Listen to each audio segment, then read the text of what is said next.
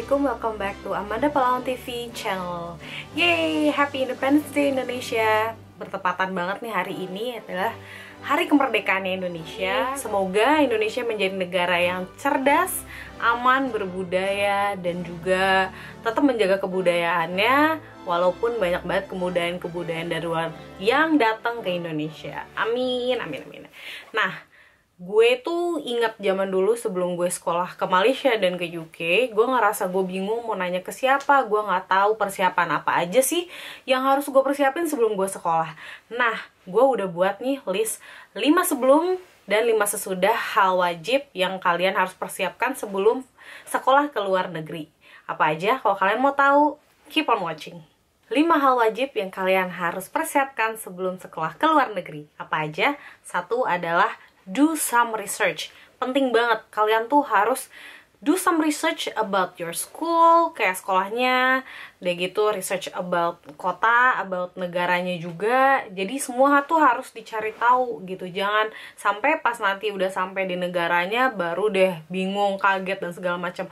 Jadi preparation itu adalah wajib dan penting. Penting juga untuk kehidupan kalian ke depannya. Jadi kalau misalnya kalian do some research dan enough ya researchnya, kayak kalian jadi tahu saya negaranya cuacanya apakah empat cuaca, kayak four season di sini ada saljunya juga, ada winter, ataukah negaranya tuh panas banget kayak misalkan di Dubai atau di Qatar kalau misalnya lagi summer yang bisa sampai 50 derajat lebih. Dan kalian juga harus bisa menyesuaikan baju-baju yang akan kalian bawa nanti, dan juga nggak hanya baju tapi juga sepatu, tas, obat-obatan, dan segala macam. Jadi sebenarnya research ini berfungsi untuk persiapan kalian, dimana kalian tahu gimana sih tempat yang kalian tuju. Sama aja kayak orang misalkan mau perang, biasanya mereka tuh do some research dulu ya, cari tahu dulu nih kira-kira musuhnya seperti apa sih. Seperti itulah kira-kira. Kita juga harus cari tahu gimana sih negara yang akan kita tuju, yang akan kita jadikan tempat kita untuk tinggal selama beberapa saat. Kalau yang setahun ya setahun, 2 tahun 2 tahun, atau mungkin ada yang 4 tahun kayak PhD atau undergrad. Dan kita harus persiapkan karena nanti kalau udah homesick dan segala macam udah susah. Jadi do some research about the country, about the city, about the school that you're about to go. Terus deh gitu research juga seperti apa orang-orangnya, dan juga news yang saat ini seperti kalau misalnya di Inggris dengan Brexitnya, dan kalau misalnya di Amerika kalau hatrednya dengan muslim, dengan orang berhijab seperti apa. Jadi kita bisa lebih hati-hati dan juga lebih pede pas sudah sampai di sana.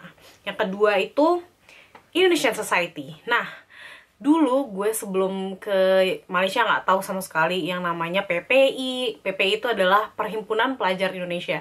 Jadi PPI ini adalah suatu wadah atau platform di mana seluruh pelajar yang ada di negara tersebut berkumpul. Biasanya sih kayak kalau misalkan PPI ini ngebuat acara-acara meet and greet untuk anak-anak baru, juga untuk community atau orang-orang Indonesia yang tinggal di negara tersebut. Terus juga biasanya suka buat acara-acara kebudayaan, kayak kemarin PPI Newcastle baru buat Discover Indonesia, kita tampil ada saman dan segala macam. Jadi kita memperkenalkan budaya kita kepada negara lain. Dan juga biasanya ada proses penjemputan kalau misalnya anak baru yang namanya OIMate dari PPI UK. Jadi bisa langsung kontak PPI masing-masing cabang. Dan kalau misalkan kalian udah dari awal nih, misalkan udah tahu oke, kuliahnya misalkan di US itu Permias, jadi bukan PPI. Jadi ada bedanya ya gitu. Bedanya cuma namanya aja sih, tapi untuk kegiatan dan juga niat hampir sama lah, visi dan misi hampir sama seperti PPI. Nah, kalau kalian udah tahu misalnya sekolah di mana, kalian kalau bisa sih kontak Indonesian Society tersebut, tanya mereka apakah ada departure briefing dari kota tersebut. Misalkan PP Newcastle, kita biasanya selalu mengadakan departure briefing sebelum anak-anak datang atau kuliah di sini. Jadi sekitar kayaknya sih bulan ini, kayak biasanya Agustus atau September itu tuh eh, diadakan acara departure briefing di Jakarta. Jadi bagi teman-teman yang pengen kenalan sama teman-teman baru nanti yang akan tinggal di Newcastle, atau pengen tanya lebih lanjut seperti apa sih kuliah di Newcastle, ada apa, terus juga keadaannya seperti apa, persiapannya gimana, langsung datang aja ke pre-departure briefing yang biasanya diselenggarakan oleh society tersebut. Kalau nggak ada juga nggak apa-apa, jadi bisa sambil ya kontak lah. Jadi nanti pas sudah sampai di negara tersebut udah tahu nih siapa aja yang bisa dikontak untuk datang ke acara-acara yang diadakan oleh Indonesian Society. Nextnya adalah yang tadi gue bilang, departure briefing. Jadi saat 2 dan 3 ini nyambung ya. Jadi karena si departure briefing ini menurut gue sangat berguna. Kayak gue sebenarnya nggak tahu dulu ada departure briefing dan gue nggak datang. Tapi kemarin alhamdulillah gue diundang menjadi salah satu pembicara di pre-departure briefing untuk Inggris yang diselenggarakan oleh British Embassy, British Council. Nah, itu tuh bener-bener berfungsi banget dan berguna banget. Kayak ada yang datang dari visa department, jadi ngejelasin kalau misalkan ngurusin visa seperti apa, terus udah gitu kalau misalkan gimana kuliah di Inggris. Jadi saya kayak gue juga ya, jadi gue kayak dikasih kesempatan buat ngejelasin dan juga sharing pengalaman gue pas saat ini kuliah dan seperti apa sih keadaan saat ini. Dan juga ada juga alumni yang udah selesai sekolahnya dan sekarang ingin menetap di Jakarta, dan mereka kasih pengalaman juga pas sekolah dulu seperti apa, gimana sih cara belajar yang baik, dan juga persiapan apa aja gitu. Jadi menurut gue departure briefing itu oke banget. Kalau misalkan pengen tahu lebih lanjut bisa langsung ke council dari negara masing-masing. Kalau misalkan mungkin mau pergi ke Turki, mungkin ke Turkish Council atau embassy-nya atau something like that, mungkin mereka ada informasi untuk pre-departure briefing, atau mungkin dari sekolah yang kalian tuju juga.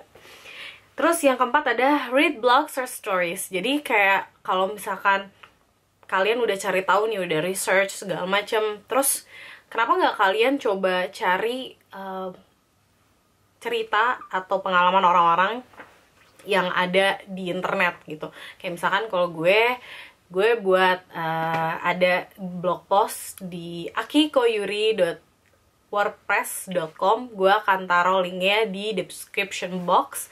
Itu tuh gue ngejelasin pengalaman gue pas kuliah di Malaysia seperti apa, dan juga gimana sih kira-kira keadaannya gitu, dan seperti apa akomodasinya, harganya, dan segala macam. Menurut gue sih itu sangat berguna banget. Dulu gue juga sempat nyari kontak-kontak orang juga yang dulunya sempat kuliah di negara yang gue tuju, atau mungkin pengalaman dia pas kuliah di sana. Itu bener-bener kayak ngasih gue gambaran lumayan lah.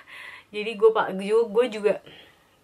juga tahu kira-kira negara yang akan gue tuju nih seperti apa. Yang terakhir adalah final check. Jangan pernah ketinggalan apapun, jadi semuanya ditulis yang rapi, mulai dari baju, sepatu, tas, baju udah ya, terus kalau misalnya butuh jaket, terus udah gitu file berkas-berkas penting itu tuh dirapihin banget, ditaruh di dalam file yang rapi, biar nanti kalau misalkan di bagian imigrasi biasanya suka ditanyain surat segala macam, harus dicek. Jadi menurut gue sih di dalam tas, mungkin bawa tas backpack atau tas yang akan kalian bawa di dalam pesawat, itu kalian udah menyiapkan yang namanya dokumen-dokumen penting kayak visa, paspor, terus juga letter of acceptance, terus dokumen-dokumen lain yang penting-penting. Pokoknya taruh sama kalian, dipegang, jangan sampai hilang. Terus jangan lupa juga bawa obat-obatan, makanan yang ada di Indonesia mungkin tapi nggak ada di sini, nggak ada di negara lain juga bisa dibawa, tapi jangan terlalu banyak bawanya karena di Chinatown biasanya jual, tapi emang agak mahal sih. Tapi jangan bawa kebanyakan juga karena ya berat, jadi bawanya secukupnya aja. Terus juga bawa mungkin makeup dan segala macam, peralatan pribadi kalian jangan lupa. Jadi final check segalanya, jangan sampai ada yang ketinggalan. Terus diurutin dari awal, di checklist masing-masing kalau misalnya udah ditaruh di koper. Nah, tadi gue udah cukup menjelaskan 5 hal yang wajib kalian lakukan sebelum pergi kuliah di luar negeri. Persiapannya apa aja? Nah, sekarang ini ada 5 persiapan sesudah kalian sampai di luar negeri. Ngapain aja sih? Dulu gue tuh agak bingung juga. Sampai ngapain ya? Oke, sampai kalau misalkan gue, karena gue di Inggris dan gue tuh pakai visanya tuh, jadi visanya adalah visa baru, yaitu biometrik atau kartu. Itu adalah hal pertama yang gue lakukan, karena 10 hari setelahnya visanya itu udah invalid dan gue harus ngambil biometrik. Jadi gue langsung pergi ke pos terdekat, yaitu kalau misalkan di Newcastle nggak terlalu jauh, di Northumberland Street, dan gue langsung minta visa gue yang bentuknya kecil banget kayak kartu. Itu adalah hidup gue di sini, itu adalah identitas gue. Kalau itu hilang, nangis. Bye, goodbye, bye bye, Manda, so long and good night. Jadi itu benar harus dijaga banget. Apapun visa yang kalian punya harus dijaga. Dan kalau misalnya emang kalian harus ambil visa itu, ambil dulu, jangan malah jalan-jalan dulu baru ambil visa. No, ambil dulu visanya, make sure apa yang kalian butuhkan di negara yang kalian akan tinggal itu sudah aman. Jangan sampai keteteran dan hilang atau nggak keambil atau segala macam. Jangan. Jadi mending ambil semua yang benar-benar wajib. Nah, tapi itu bukan dari bagian yang gue tulis sebenarnya. Nah, yang pertama bagian yang gue tulis adalah pengenalan. Jadi know your city, know your country. Setelah yang awal kita research kan, sekarang kita udah sampai nih. Nah, kenapa nggak kita langsung cari tahu gitu? Kita langsung jalan ke tempat-tempat, misalnya kita ke sekolah kita yang baru, kita cari tahu, kita lihat nih, oh ini gedungnya, terus di deket akomodasi kita ada apa aja sih? Oh, ada rumah sakit nih. Jadi kalau misalnya kita sakit tuh kita udah tahu kita mau kemana gitu. Dan gitu mungkin deket akomodasi kita ada semacam supermarket, ya kalau misalnya kita mau beli makanan atau segala macam, kita udah tahu seberapa jauh, apakah kita butuh bus, apakah kita butuh taksi, apakah kita harus jalan, kalau jalan berapa lama, itu juga harus dihitung. Dan itu juga harus di-prepare banget, karena kita jadi tahu, dan waktu itu sangat berharga kan. Jadi waktu yang kita punya itu benar-benar bisa kita maksimalkan dengan baik. Nah, setelah udah pengenalan dengan environment yang ada di sekitar kita, kita langsung menuju ke parties and events. Banyak banget parties and events di acara-acara di luar negeri. Jadi kalau misalnya ospek, nggak ke Indonesia, ospek aneh-aneh apa, disuruh pakai karung goni lah, rambutnya sana sini, nggak mungkin ada. Adanya di sini ospeknya adalah kayak semacam Freshers Week. Itu tuh dimana kampusnya mengadakan acara-acara untuk menyambut anak-anak baru dari luar atau orang dari sini, dan kebanyakan adalah party biasanya. Gue sih lebih suka ke acara-acara yang kayak Freshers Week-nya memperkenalkan clubs and societies. Jadi ada klub apa aja sih gitu. Di Freshers Week ini biasanya suka banyak goodie bag, free something apalah, dan ketemu banyak teman baru juga. Jadi jangan cuma di rumah aja ngerem udah gitu, ngerasa bingung, nggak ada temen dan segala macam. Jangan langsung keluar. Kalau misalnya ada invitation, datang kayak acara meet and greet dari misalnya kayak PPI gitu juga datang, biar nambah temen, biar jadi yang nggak ngerasa homesick, dan juga jadi lebih mengenal kotanya gitu. Terus yang ketiga adalah explore. Setelah pengenalan nih, sekarang waktunya kalian untuk explore tempat kalian yang udah kalian tinggalin. Kalian bisa aja mulai naik-naik kereta pergi kemana, kalau weekend mulai jalan-jalan kemana, dan mencoba hal-hal baru aja, kayak mungkin restoran baru atau tempat-tempat baru yang ya bisa jadi malah jadi tempat favorit kalian di negara itu. Yang keempat adalah daftar clubs and societies. Menurut gue sih kalau misalnya kuliah itu kayaknya nggak aja sih kalau misalkan cuma belajar doang tapi nggak ada kegiatan di luar, bosan banget. Dan kalau gue tuh prefer untuk aktif di sekolah, kan menurut gue ya kapan lagi, sekolah tuh cuma sekali, maksudnya ya sekali seumur hidup juga, habis itu kan selesai kerja gitu, dan udah nggak ada lagi aktivitas-aktivitas kayak gitu. Dan menurut gue kalau misalkan orang yang mau meng-hire orang, pasti mereka ngelihat dia nggak hanya punya academic skill, tapi dia punya soft skill. Jadi kayak gimana cara dia berorganisasi, apakah dia aktif di sekolah, dan gimana dia memaintain nilai dia dengan juga aktivitas yang dia punya di sekolah. Jadi kalau misalnya kalian aktif di sekolah itu bagus banget. Dan menurut gue sangat saranin untuk kalian aktif di clubs and societies. Kalau misalkan di Malaysia, di Taylors, ada yang namanya Komando 45. komunitas anak Indonesia dengan semangat 45 itu adalah semacam PPI juga, under PPI, dan kita dulu sering buat acara Indonesia kayak Bazindo, Bazar Indonesia. Kita itu buat kita jualan makanan Indonesia, kita bawa vendor-vendor Indonesia, dan juga kita memperkenalkan Indonesia kepada negara luar. Kalau misalkan di sini di PPI, yang seperti tadi gue bilang, ada Discover Indonesia, jadi kita nggak hanya bawa vendor-vendor juga dari makanan, tapi juga ada acara kebudayaan seperti Saman, ada tari Ngarojeng, ada tari Papua, dan segala macam. Jadi bener-bener seru banget, dan juga gue ngerasa lebih cinta Indonesia kalau gue ikut society seperti itu. Tapi gue sebenarnya bukan PPI Newcastle, gue adalah PPI UK.